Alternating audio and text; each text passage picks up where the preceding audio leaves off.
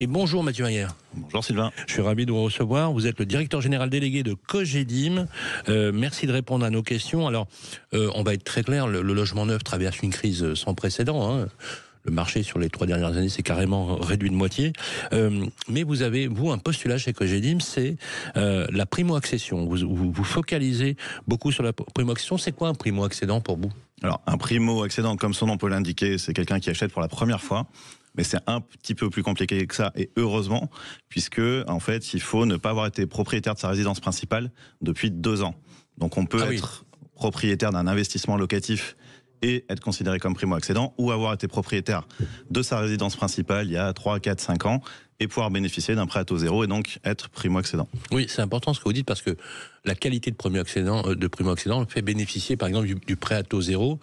Vous devez vous féliciter que le prêt à taux zéro soit élargi à l'ensemble des classes d'actifs, y compris le logement neuf. Exactement. Donc le gouvernement a élargi, et on en est tout à fait satisfait, le prêt à taux zéro au 1er avril dernier.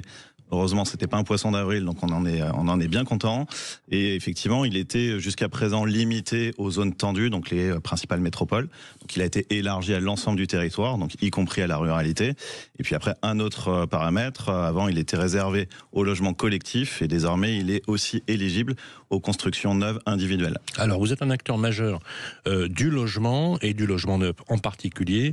Le logement neuf a traversé une crise, la demande a déserté les bulles de vente, entre guillemets, mais bien qu'il y en a de moins en moins, puisque aujourd'hui on passe par Internet.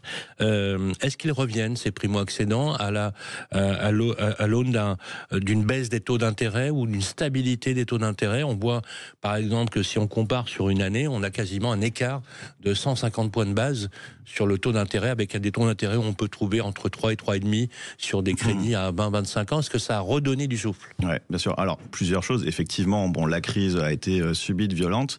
Du jour au lendemain, j'exagère à peu près un peine, on avait des personnes qui pouvaient acheter un bien à 100 000 euros, donc c'est en général un peu plus cher, mais pour faire un exemple simple, et quelques mois après, elles ne pouvaient plus payer que 70 000 euros. Donc beaucoup de personnes se sont mises dans une situation d'attentisme en se disant je vais attendre que les taux baissent, etc., pour pouvoir me réacheter un appartement qui correspond à mon besoin, puisque souvent ça voulait dire quoi? Je perds une pièce dans mon logement. Donc imaginons une jeune famille qui voulait s'acheter un 3 pièces, ne peut plus s'acheter qu'un 2 pièces. Donc il y a eu pendant une certaine période un temps de latence qui était important. Et puis nous, en tant que promoteurs, on avait lancé des chantiers, et on peut pas évidemment les arrêter une fois qu'on a lancé les travaux. Et donc il y a eu un moment donné où on avait des biens qui correspondaient plus aux besoins et au budget des ménages. Donc il a fallu passer ce cap qui était évidemment pas simple à passer, et relancer finalement une nouvelle production en se mettant finalement, et ça paraît logique, à la place du client, et en se disant nous, notre cible de clientèle, ça va être une famille qui gagne par exemple 2 SMIC avec un enfant. Et donc, comment on fait pour produire un logement qui vont pouvoir se payer? Donc, on a mené différentes études, notamment sur la conception. On a retravaillé nos plans d'appartement de façon à ce qu'ils soient finalement plus compacts, mais sans perdre dans la qualité ni la qualité d'usage. Et puis après, on a travaillé aussi sur des plans de financement avec des partenaires bancaires, de telle sorte que ces ménages qui étaient un peu exclus du crédit aussi, faut se dire les choses, les banques ne voulaient plus trop venir les chercher, puissent redevenir propriétaires. Et ils sont revenus. Ils sont revenus. Alors évidemment, avec l'aide du prêt à taux zéro, et encore plus cette année, puisque encore une fois, il a été élargi, et on a beaucoup plus de ménages qui peuvent en bénéficier. De mémoire, c'est à peu près 30 millions de ménages qui peuvent bénéficier d'un prêt à taux zéro. 30 millions de ménages, c'est à peu près 75% de la population. Donc, c'est pas réservé aux revenus très très faibles. Alors, c'est un rêve d'accéder à la propriété pour beaucoup de Français. D'ailleurs, les 87% plébiscitent l'accès à la propriété. Donc, on voit que c'est très ancré dans l'esprit des Français. L'avantage du logement neuf, c'est quoi? Alors, il y a plusieurs... Pourquoi acheter un logement neuf plutôt qu'un logement ancien? Expliquez-nous quelle est d'abord la différence, mais en même temps le côté très pratique du logement neuf. Alors, il y a des avantages, on va dire au niveau structurel. Un logement neuf, en général, bénéficie de certaines qualités intrinsèques comme une isolation phonique, thermique, etc., qui sont meilleures que dans un logement ancien, en tout cas un logement ancien avant travaux. Donc on a un DPE, puisqu'on entend beaucoup parler du DPE, un diagnostic de performance AB, énergétique, ou au pire C, et ce qui implique évidemment des économies de charges. Donc on a le coût du logement, le crédit, la mensualité, mais il ne faut pas oublier non plus que les charges peuvent vite peser sur un budget de logement. Donc dans le neuf, on a ces avantages-là. On a dans nous aujourd'hui tous nos appartements à partir du 2 pièces, des surfaces extérieures, donc qui sont quand même plébiscités par les clients. Balcon, terrasse, jardin parfois, ou même les deux. On a souvent un emplacement de stationnement en sous-sol, donc qui est quand même pratique aussi quand on a ses courses, etc. Vous êtes connecté, c'est connecté. On est en général connecté quand même au transport en commun, puisqu'on va quand même de moins en moins s'étendre en dehors des centres-villes. Donc on répond aux usages et aux demandes principales des ménages. Et puis après, il y a aussi, comme on le disait, l'aspect financier. Le logement neuf bénéficie du prêt à taux zéro, ce qui n'est pas le cas de l'ancien, sauf quand on a un certain nombre de travaux. Mais ça coûte plus cher que l'ancien. Alors, le prix peut être plus cher, mais quand on regarde la mensualité, je trouve ça toujours intéressant de prendre un exemple, sur une mensualité à 1 000 euros, dans l'ancien, aujourd'hui, sans prêt à taux zéro, donc parce qu'on n'a pas de travaux, on peut emprunter à peu près 190 000 euros sur 25 ans.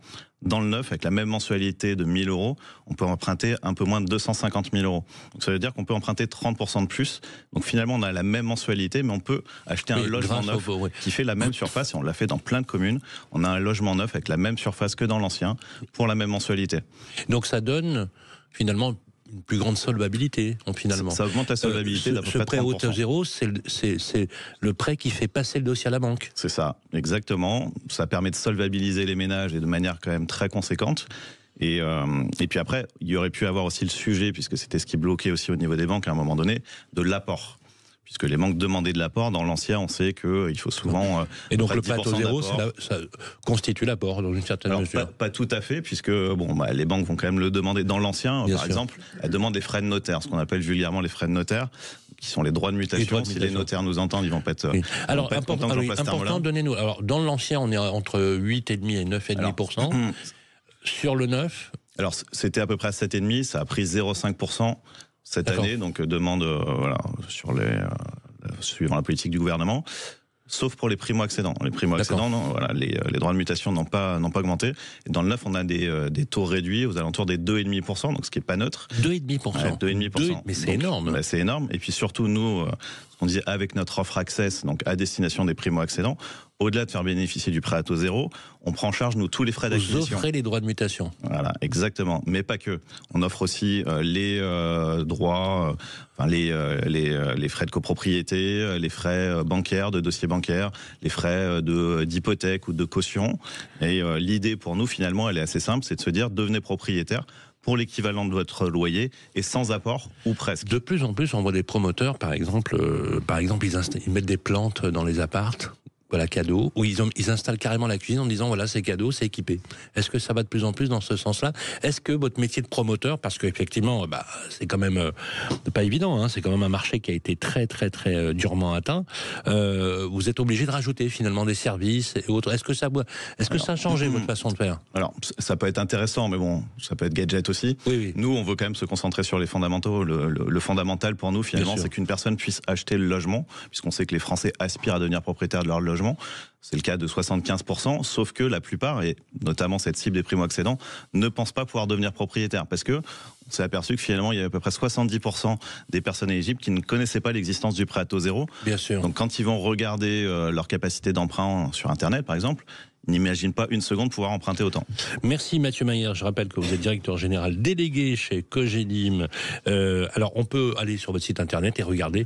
Il y a des produits un peu partout. Et vous êtes d'ailleurs également un acteur. Sur tout le territoire, plusieurs milliers de logements accessibles aux primo-accédants. Si vous achetez et qu'on vous offre la cuisine, Sylvain Lévy-Valency, vous cuisinez quoi en premier? Alors, allez, je vous dis, un bœuf en daube. Oh, un bœuf en daube, ça c'est formidable. Bravo, bon choix cher ami. Merci à vous.